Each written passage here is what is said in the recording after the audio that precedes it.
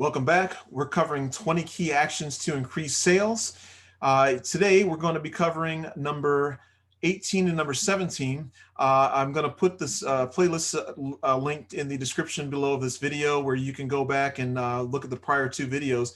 One of the key things that I want you to look at and view before we get started, these are all great key action tips for you to implement. You don't have to implement them all at once. You can implement a couple at a time until hopefully you have a good arsenal of key actions that you're taking. But you've got to take a look at the sales success diagram, the first video that's there, and it's in the playlist, like I mentioned, and it'll cover the AAC. That acronym is imperative in terms of making sure that you're have this under control and this implemented overall in terms of how you operate before these 20 key actions can be effective. So we're going to jump into number 18. And before we get going, again, do me a favor, click the subscribe button, click the thumbs up. Click the alert button if you find any value at all in what I'm providing for you. Greatly appreciate it. Number 18, develop an elevator pitch. So you're going about your daily life and you're always going to be selling. At the end of the day, you always are, because as you run into people, unless you're a hermit and don't come out of your apartment or your house or your bedroom, you're always going to run into people and you're going to inevitably have to tell them about what it is that you do.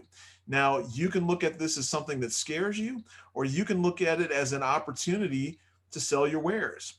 When I'm selling and when I'm running my business, I actually look forward to the door-to-door salespeople to come talk to me, because what I do is I try and turn the tables on them and see if they're a good candidate to come work with me or work for me in my business.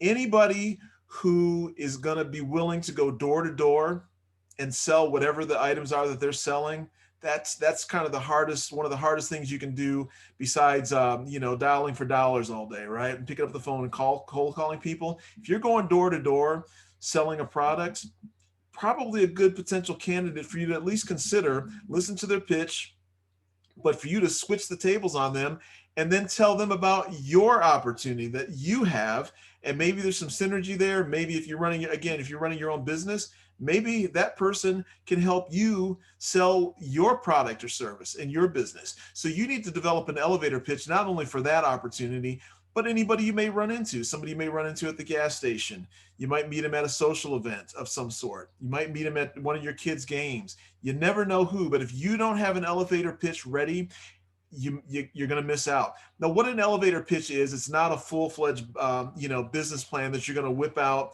and, start sharing with them as you're talking and, break out a printed off copy of, your pro forma and your business plan. That's not it. An elevator pitch is the time that it takes you to get into the elevator and go up to your floors. You got 2-3 minutes to tell somebody about what it is that you do, why you're doing it, and why you're awesome at it. So that's something that you've got to practice. Number 17, just talked about it a little bit. Build a pitch deck. A pitch deck is different than a full business plan. This is what most startups are using when they're out in Silicon Valley or talking to venture capitalists. It's basically has replaced a business plan. Again, you still should have a pro forma that you use yourself, and that should be a living document as well. But having a pitch deck, so let's say that you're taking advantage of number 18 and maybe you run into a venture capitalist or an angel investor who wants to invest in your company, and they may say, hey, send me your pitch deck. A pitch deck is basically, and you can do a Google search on this in terms of, there's tons of examples out there in terms of pitch decks.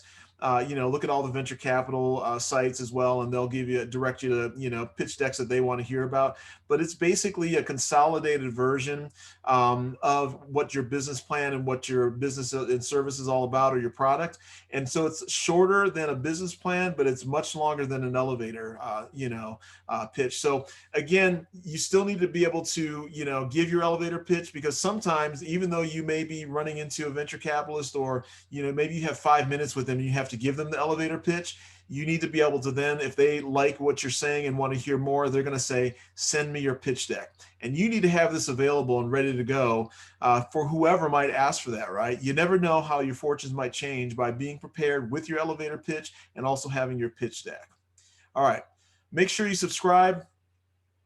Make sure you click the thumbs up. Make sure you hit the alert button and share this with anybody who might need to hear this. If they don't want to hear it from you, maybe they need to hear it from me, and I'd be more than happy for them to listen into this series. And then also make sure you check out the first sales success diagram video here as well.